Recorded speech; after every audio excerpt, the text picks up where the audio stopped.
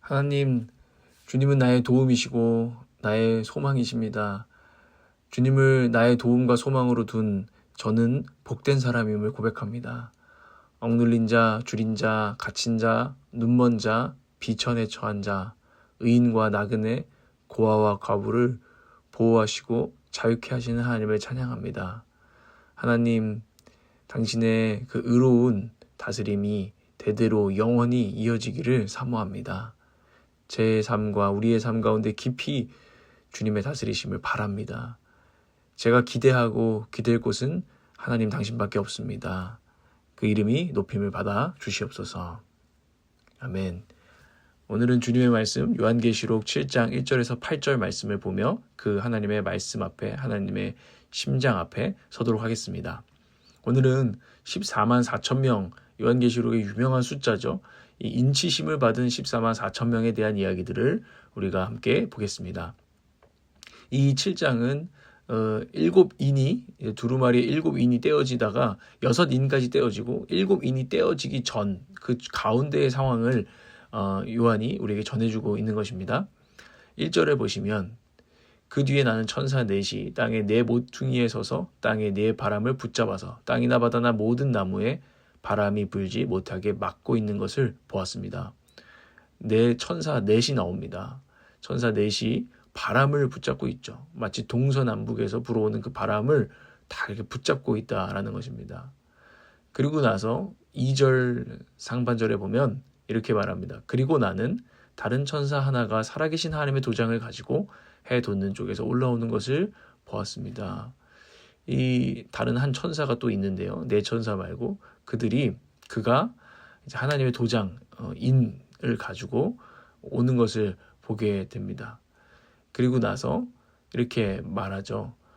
우리가 우리 하나님의 종들의 이마에 도장을 찍을 때까지는 땅이나 바다나 나무들을 해하지 말라라고 말하고 있습니다. 이게 이제 무슨 상황이냐? 우리가 이 말씀을 잘 보아야 하는데요. 4명의 천사가 심판의 바람을 잡고 있는 것입니다. 이 바람은 좋은 바람이라기보다는 어떤 심판의 바람인 것이죠. 2절 하반절에 보면 그 네 천사는 땅과 바다를 해하는 권세를 받은 네 천사다라고 말하고 있습니다. 바람을 붙들고 있는 천사가. 그러니까 이 바람이 땅과 바다를 해하고 심판하는 권세였던 것이죠. 이것을 지금 붙들고 있어라. 내가 도장을 다 찍을 때까지. 이렇게 말하고 있다는 것입니다. 이 말씀은 하나님께서 구원의 도장이거든요. 이마에 구원의 도장을 찍어서 넌 하나님의 종이야, 넌 하나님의 백성이야, 넌 구속받은 구원받은 자들이야 라는 도장을 계속 찍고 계시다는 거예요. 어떤 천사라는 심부름꾼을 통해서.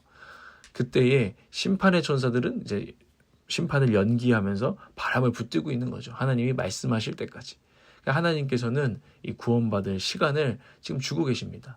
지금도 그 은혜의 해를 지금 지나고 있는 것이죠.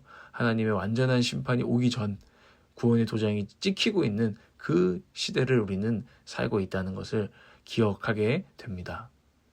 그런데 4절에 보면 내가 들은 바로는 도장이 찍힌 사람의 수가 14만 4천 명이었습니다.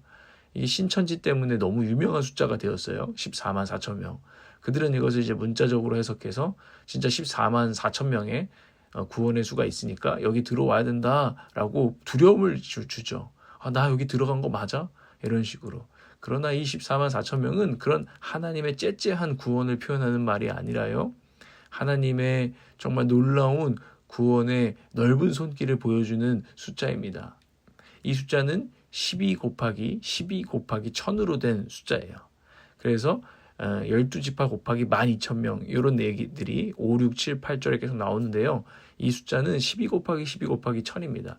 12는요. 지난번에도 우리가 해석했듯이 구약의 12지파, 구약의 교회죠. 그리고 곱하기 12는 신약의 12제자, 신약의 모든 교회를 말하는 거죠.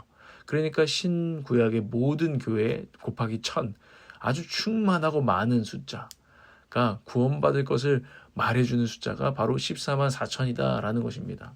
결코 두려움을 주면서 너 구원받았어?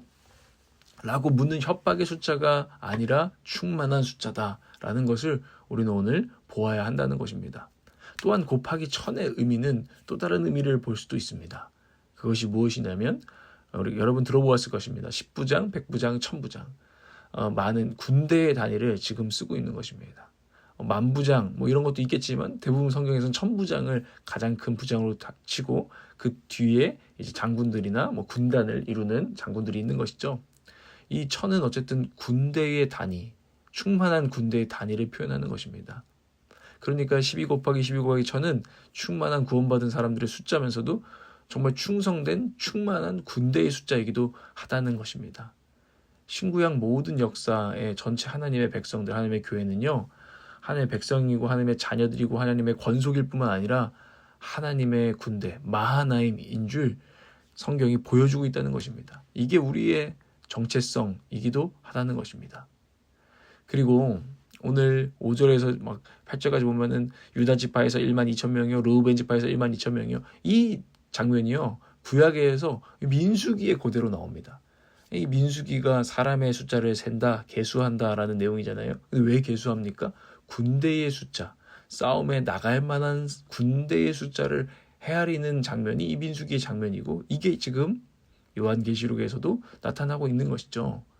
이것을 보면 지금 우리 교회라는 공동체가 군대 공동체구나. 이 땅에서 전투 중인 세상의 가치관과 세상의 흐름에 맞서서 하나님의 말씀이 말하시는 가치관과 흐름으로 어쩌면은 그것을 역류해서 거꾸로 거슬러 오르는 이런 전투를 하고 있는 중이구나라는 것을 생각할 수 있다는 것이죠. 그리고 우리가 그것을 깨달아야 된다는 것입니다. 나는 군인이야. 이 군인의 정체성이 없으면 싸우겠습니까? 다 도망가죠.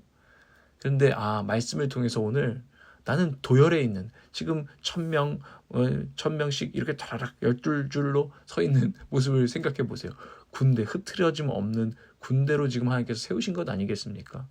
그리고 내가 도열에 있는 자리, 그 자리를 지켜야 되는 것이 군인의 의무이죠. 군인이 그 자리에서 이탈해버리면 그 진영이 무너지고 흐트러지고 싸움이 되지 않잖아요. 그래서 우리가 이 정체성을 가지고 오늘 나를 두신 그 자리에서 충성된 하나님의 종들이요 하나님의 군사로서 싸워나가는 삶을 성경은 우리에게 말하고 있습니다.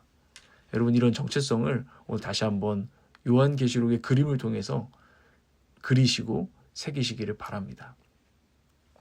이렇게 14만 4천 명을 봤는데요. 이렇게 도열에 있는, 참 군대로서 도열에 있는 14만 4천 명의 비전이 우리 가운데 오늘 오는데, 여러분들이 이 말씀과 어떤 적용을 하실 것입니까? 저는 오늘 하나님이 먼저 심판의 바람을 내 천사들, 동서남북의 내 천사들을 통해서 붙잡아 두신 은혜의 때임을 오늘 기억해야겠다. 그래서 나도 저런 천사가 돼야겠다라는 생각을 하게 됩니다. 심부름꾼이죠. 너 하나님 복음 들었어? 복음을 이렇게 도장을 찍어주는, 빨리 들어봐, 도장 찍어, 너 구원받을 수 있어 라고 도장을 찍어주는 그 천사, 도장 찍는 천사의 심부름꾼의 역할이 우리 가운데 있다는 것, 나에게 있다는 것을 생각하게 됩니다. 그래서 오늘 또 동일하게 금요일 8시 터미널, 아산터미널에서 정말 하나님을 모르고 아직 그 도장을 받지 않은 이들에게 이 말씀을 붙들며 기도하며 나아갈 것입니다. 그때에 하나님의 천사들이 함께할 줄 저는 믿고 나아가기를 원합니다. 여러분도 오늘 이 은혜의 그 심부름꾼으로서, 복음의 심부름꾼으로서 여러분 오늘 어떻게 사시겠습니까? 여러분도 적용해 보시기를 바랍니다. 또한 내가 하나님의 군사로서 도열에 있는가, 자리를 지키고 있는가, 그 자리에서 나는 싸우고 있는가 아니면 도망하고 있는가, 이것을 스스로 질문해 볼 필요가 있습니다. 여러분을 보내신 도시, 여러분을 보내신 직장, 여러분이 처한 그곳에서 여러분은 아침마다 도열하는 도열식을 하고 있습니까? 난 하나님의 군사다. 난 여기 선다. 난 이 자리에 하나님의 나라와 의를 위해서 산다. 우리가 이것을 잊지 말아야겠습니다. 그때 우리의 삶의 태도는 완전히 달라지고 때로는 넘어지고 어려워도 다시 일어나게 될 줄 믿습니다. 여러분, 이런 말이 있더라고요. 거기 서서 묵묵히 그냥 버티고 서 있는데요, 관조하는, 그냥 구경하고 있는 사람은 전망대 같은 사람이래요. 전망대. 저기 저런 일이 있구나, 싸움이 있구나, 전망대 같은 사람이 있고요. 그 바다에서도요, 방파제 같이 사는 사람들이 있대요. 파도를 같이 마주하면서 맞서 싸우면서 그 자리에 묵묵히 버티고 서서 세월을 지키는 방파제. 저는 오늘 우리가 전망대가 아니라 방파제처럼 하나님의 군사로서 세상 한가운데에 묵묵히 서서 말씀을 따르고 주님을 따라서 영유, 정말 거슬러 올라가는 삶을 살아야 되는 줄 믿습니다. 이 그림이 우리 가운데 성령을 통해서 감동되어지고 힘이 되어지고 능력이 되어지기를 원합니다. 기도하겠습니다. 하늘에 계신 우리 아버지, 우리를 구속하셔서 핏값 주고 사셔서 하나님의 자녀로 또 가장 귀한 구원 역사의 종들로 또 군사로 사용하여 주신다는 그 약속에 감사드립니다. 주님의 교회요 군대로서 오늘 나를 보내신 그 자리에서 다시 한번 옷깃을 여미고 도열하여서 그곳에서 하나님의 사람으로, 사랑과 평화의 사람으로, 진리의 사람으로, 전도하는 사람으로 서게 하여 주시옵소서. 주님을 증거하는 사람으로 서게 하여 주시옵소서. 주님 다시 오셔서 승리의 축제를 벌이는 그날까지 싸우며 증거할 수 있도록 성령의 능력을 오늘도 부어 주시옵소서. 사랑합니다. 예수님의 이름으로 기도합니다.